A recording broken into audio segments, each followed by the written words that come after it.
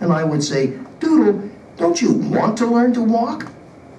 He'd nod his head, and I'd say, "Well, if you don't keep trying, you'll never learn." Then I'd paint for him a picture of us as old men, white-haired, him with a long white beard and me still pulling him around in the go-kart. This never failed to make him try again. Finally, one day, after many weeks of practicing, he stood alone for a few seconds. When he fell, I grabbed him in my arms and hugged him, our laughter pealing through the swamp like a ringing bell. Now we knew it could be done.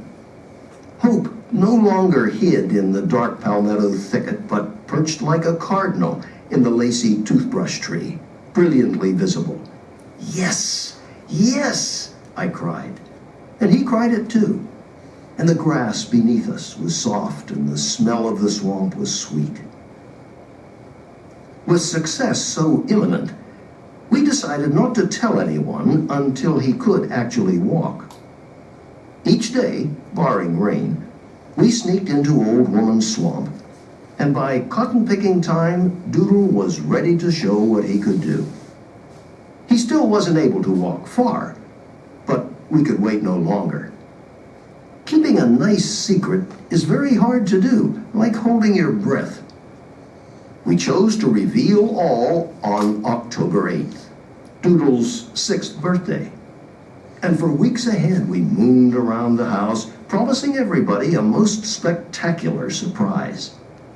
Aunt Nicey said that after so much talk, if we produced anything less tremendous than the resurrection, she was going to be disappointed. At breakfast on our chosen day, when Mama, Daddy, and Aunt Nicey were in the dining room, I brought Doodle to the door in the go-kart just as usual and had them turn their backs, making them cross their hearts and hope to die if they peeked. I helped Doodle up, and when he was standing alone, I let them look. There wasn't a sound as Doodle walked slowly across the room and sat down at his place at the table. Then Mama began to cry and ran over to him, hugging him and kissing him. Daddy hugged him too, so I went to Aunt Nicey, who was thanks praying in the doorway, and began to waltz her around. We danced together quite well until she came down on my big toe with her brogans, hurting me so badly I thought I was crippled for life. Doodle told them it was I who had taught him to walk. So everyone wanted to hug me, and I began to cry. "What are you crying for?" asked Daddy, but I couldn't answer. They did not know that I did it for myself. That pride, whose slave I was, spoke to me louder than all their voices, and that Doodle walked only because I was ashamed of having a crippled brother. Within a few months, Doodle had learned to walk well, and his go-kart was put up in the barn loft. It's still there, beside his little mahogany coffin. Now, when we roamed off together, resting often, we never turned back until our destination had been reached. And to help pass the time, we took up lying.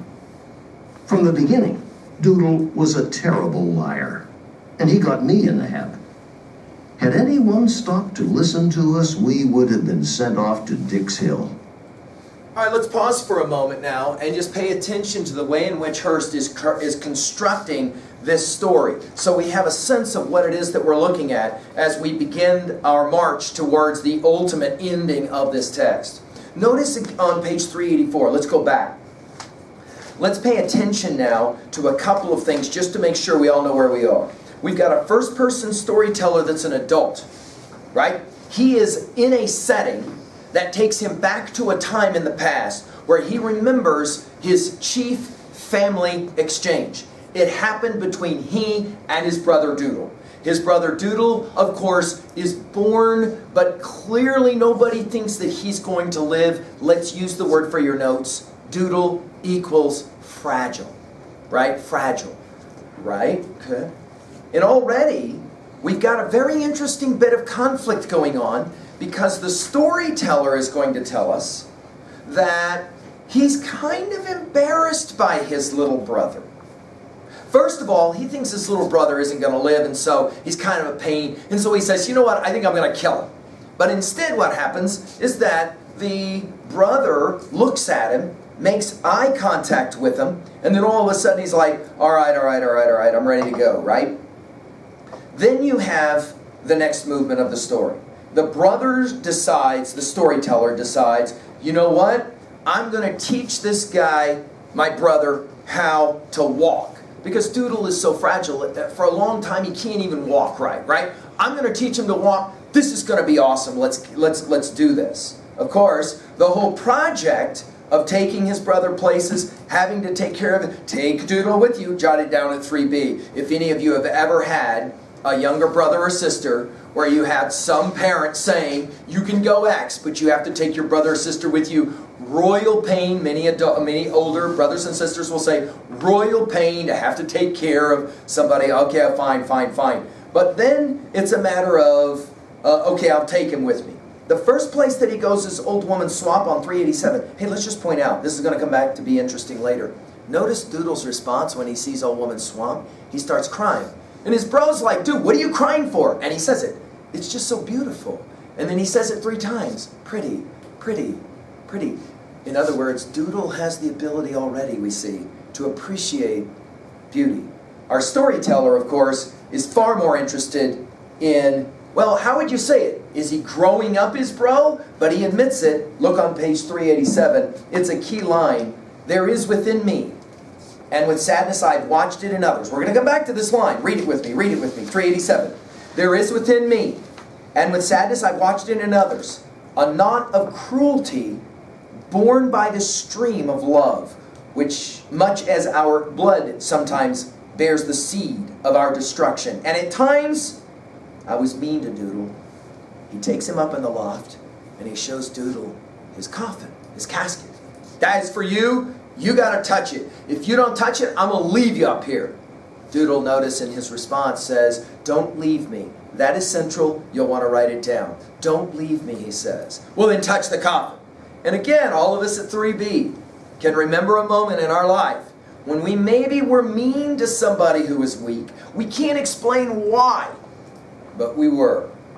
And he makes him do it. Notice an owl screeches and freaks them both out. By the way, we're going to ask, what do all the birds in this story represent? An owl in the Greek tradition represents wisdom, right? Knowledge of a special kind.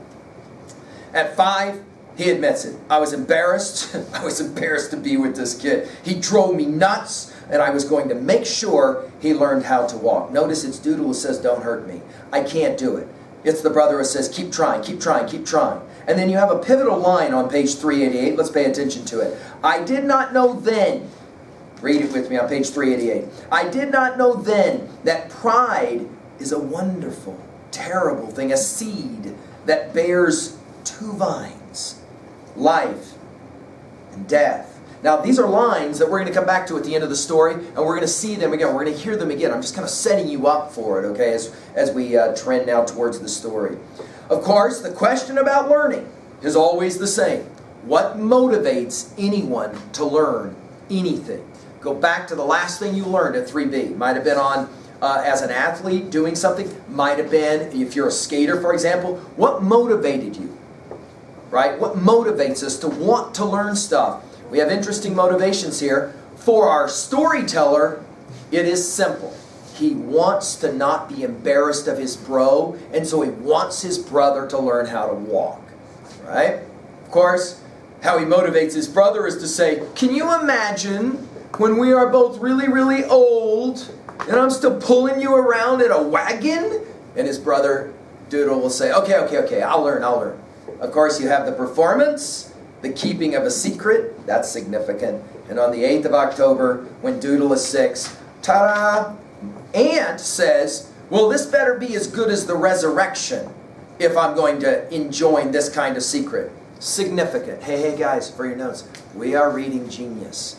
Every word matters. And the fact that the aunt says, the only thing I think this kind of expectation warrants is resurrection, leads us, of course, to the notion of a famous Greek myth about another bird called a phoenix bird We'll maybe have to talk about that. You might want to put that one in your notes as another comment on a symbol, right? Everybody dances, everybody cries, but on page 389 we find out why our storyteller cries. What are you crying for? Daddy asks. Last lines on 389. Read them with me. What are you crying for? Asked Dad. But I couldn't answer. They did not know that I did it, teaching his bro to walk, for myself. That pride, whose slave I was, spoke to me louder than all their voices, and that Doodle walked only because I was ashamed of having a crippled brother. What a compelling line. The idea is, it looks like it was a really good intention, but he says it out loud. The only reason why I ever did all of this wasn't for my brother, it was to my brother, so that he wouldn't embarrass me. But they hang out and they start to be pals. So much so that they both become really good liars. I'm with you on page 390, and now we'll pick up with the story. Now, the challenge here is, everything we've looked at is a setup for what's about to happen. This story is a now about to truly begin. And so I want to challenge you to really concentrate now going forward. Here we go, guys. The story's culminating moment. And guess what? It's going to have something to do with a bird. Let's read.